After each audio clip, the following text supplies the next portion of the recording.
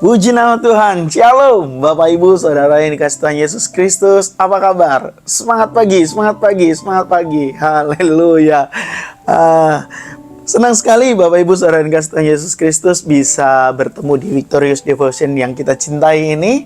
Biarlah kita melalui Victorious Devotion ini sama-sama bertumbuh iman kita, semakin besar kecintaan kita kepada Tuhan Yesus Kristus dan kebenarannya. Hari ini kita mau sama-sama belajar kebenaran firman Tuhan tentang ketaatan sampai akhir. Tapi sebelum itu, mari kita bersatu dalam doa. Bapa yang baik dalam surga, kami mengucap syukur Tuhan untuk kasih-Mu yang begitu luar biasa, keselamatan yang Kau berikan pada kami. Biarlah keselamatan yang Kau berikan itu menjadi landasan untuk kami hidup, untuk kami taat, untuk kami menjalani sisa-sisa hidup kami ini seperti apa yang Engkau inginkan. Kami tepat seperti yang Engkau harapkan ya Tuhan. Urapi kami, berkati kami. Biarlah melalui firman yang akan kami baca ini, yang akan kami renungkan, membuat kami semakin mengerti apa yang menjadi keinginan dan kehendak-Mu. Urapi setiap kami dalam nama Yesus, haleluya. Amin. Bapak Ibu Saudara yang kasih Tuhan Yesus Kristus, hari ini kita mau sama-sama belajar kebenaran firman Tuhan yang terdapat dalam Filipi 2 ayat 8. Saya bacakan untuk kita semua. Dan dalam keadaan sebagai manusia, ia telah merendahkan dirinya dan taat sampai mati, bahkan sampai mati di kayu salib. Ini merupakan sebuah ungkapan dari Rasul Paulus kepada jemaat di Filipi, Bapak Ibu yang dikasih Tuhan Yesus Kristus. Rasul Paulus pada saat menulis surat ini dia ada di dalam penjara. Nah, dalam kondisi, dalam keadaan yang tidak mengenakan, penuh dengan tekanan, tetapi dia dapat memberikan menasehati kepada jemaat yang ada di Filipi untuk melihat satu pribadi yang namanya Yesus Kristus menjadi patokan, menjadi standar, menjadi role model bagi mereka. Dan itu juga berlaku untuk kita saat ini Bapak Ibu Saudara yang kasih Tuhan Yesus Kristus. Bahwa Yesus Kristus menjadi pribadi yang paling tepat untuk menjadi teladan. Kalimat yang dituliskan di situ, ia telah merendahkan dirinya. Padahal dia adalah pribadi yang maha tinggi.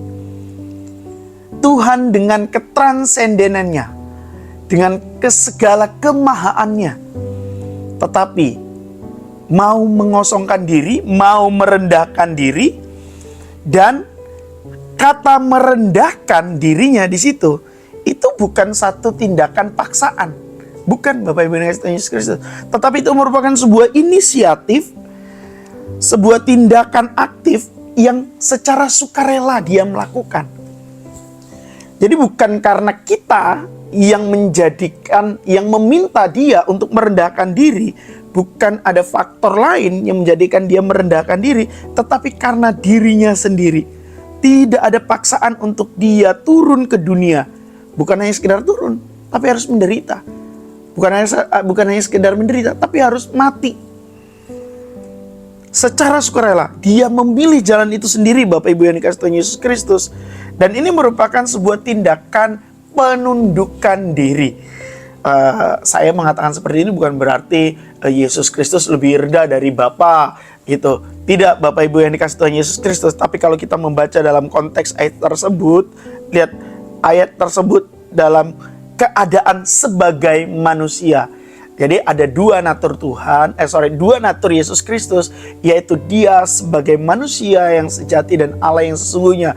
Ini harus kita pahami. Dan konteks dalam dia merendahkan diri ini adalah sebagai manusia.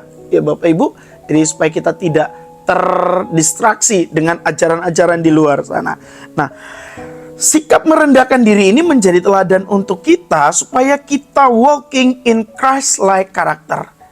Jadi dia sendiri yang menjadi teladan. Dan teladan yang dia berikan adalah tepat. Teladan yang dia berikan adalah konsisten. Jadi kerendahan hati yang dia lakukan, yang Yesus lakukan itu bukan menunjukkan bahwa dia adalah pribadi yang lemah. Pribadi yang tidak mampu melakukan atau menunjukkan naturnya dia juga yang adalah Tuhan. Jadi Ini harus kita pahami Bapak Ibu Saudara yang kasih Tuhan Yesus Kristus, melalui kekuatan ilahi yang ada dalam dirinya, dia tetap menggunakan jalur penderitaan. Demi apa? Demi keselamatan manusia.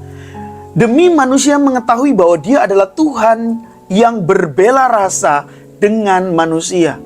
Merasakan apa yang manusia rasakan, bahkan melampaui apa yang manusia rasakan. Jadi dia adalah Allah yang mengerti, Allah yang peduli, dan Allah yang merasakan apa yang manusia rasakan di dalam penderitaan yang dijalani. Bahkan dia berinisiatif. Nah, ini pembedanya antara kita dengan Yesus Kristus. Terkadang kita mengalami penderitaan karena kesalahan kita sendiri, tetapi dia tidak.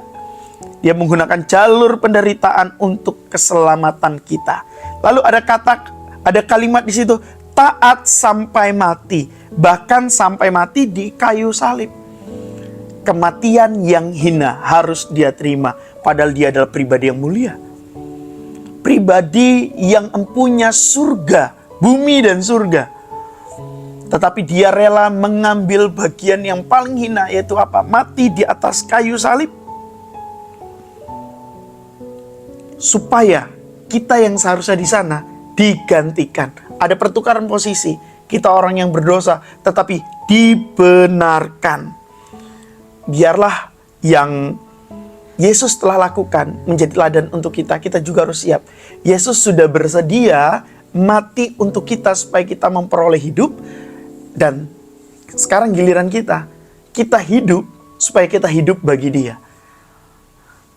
Ini merupakan jalan tengah yang harus kita lakukan. Supaya apa? Supaya keadilan itu tetap berjalan. Jadi kita bukan hanya sekedar menerima, bukan hanya sekedar menerima yang dia berikan, tetapi kita juga harus menunjukkan respon kita bahwa kita adalah orang yang sudah menikmati keselamatan tersebut. Jadi taat itu berarti mendengarkan dengan tunduk.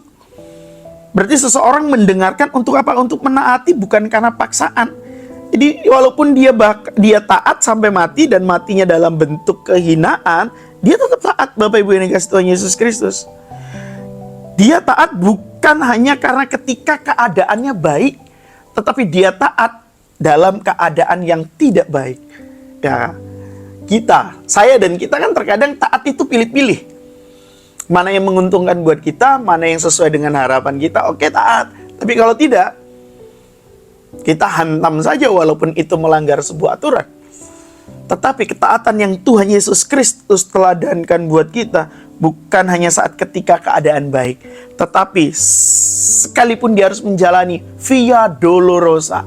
Dia bisa nolak, bisa mulai dari mana? Taman Getsemani. Dia bisa menolaknya, tetapi dia taat. Bukan kehendakku yang jadi, tapi kehendakmu yang jadi. Waduh. Terkadang kan kita dan saya dan kita semua seringkali menjadikan itu dibalik ya kalimat tersebut. Jadilah kehendakku bukan kehendakmu. Tapi Yesus Kristus memberikan teladan.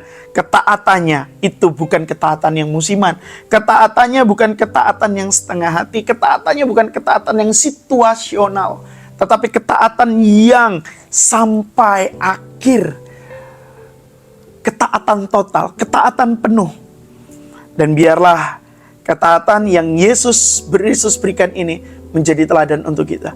Bukannya sekedar pada saat keadaan kita baik, bukan hanya sekedar situasi kita sesuai dengan yang kita harapkan, tetapi sekalipun kita sedang menjalani jalan via dolorosa itu, kita tetap taat.